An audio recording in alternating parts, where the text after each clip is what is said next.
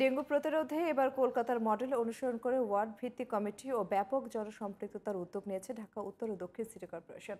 পাশাপাশি আইন অমান্যকারীদের বিরুদ্ধে আরও কঠোর হবার হুঁশিয়ারি দিয়েছেন দুই সিটির প্রধান স্বাস্থ্য কর্মকর্তা। তারা জানিয়েছেন, কীটনাশকের কার্যকারিতা নিয়ে প্রশ্ন তোলার সুযোগ নেই এবং সবাই সহযোগিতা না করলে কারো একার পক্ষে ডেঙ্গু মোকাবেলা সম্ভব নয়।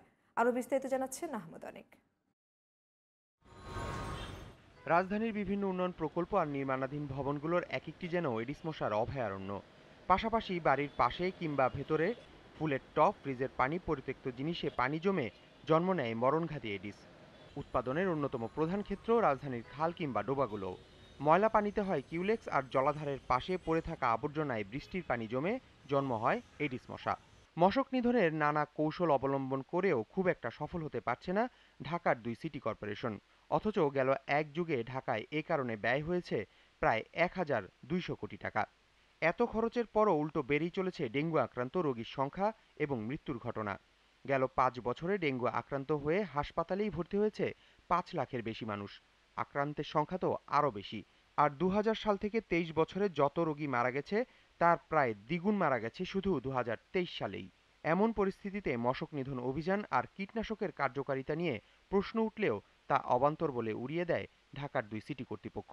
দায়িত্বহীনভাবে বলতে চাই, খুবই কনফিডেন্টের সাথে বলতে চাই, আমরা যে ওষুধগুলো ইউজ করছি সেগুলো সারা দুনিয়াতেই এই মশা নিধন কাজে ব্যবহৃত হচ্ছে এবং জাহাঙ্গীরনগর ইউনিভার্সিটির ল্যাবে এই ওষুধগুলো পরীক্ষা করে দেখছি যে ওষুধ কার্যকর। ঢাকা দক্ষিণের হাসপাতালে চিকিৎসাধীন সকল রোগীকে ঢালাওভাবে ঢাকা দক্ষিণের রোগী বলা হচ্ছে, কিন্তু বাস্তবতা হচ্ছে হাসপাতালগুলোতে যেসব রোগী চিকিৎসার জন্য আসছে আমরা প্রতিদিন তথ্য নিয়ে দেখতে পাচ্ছি তার 4 ভাগের 1 ভাগ রোগীও দক্ষিণের রোগী না, বাংলাদেশের বিভিন্ন এলাকা থেকে আক্রান্ত হয়ে তারা এসছে।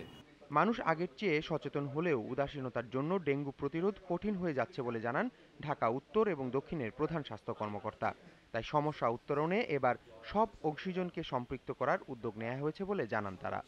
স্বনামধন্য যারা জনস্বাস্থ্যবিদ আছেন, যারা এন্টোমোলজিস্ট আছেন এবং জনপ্রতিনিধি আছেন, আমাদের যারা এক্সপার্ট আছেন তাদেরকে নিয়ে আমরা একটা টেকনিক্যাল কমিটি করেছি এবং টেকনিক্যাল কমিটি আমরা প্রতি মাসে একটা করে মিটিং করি।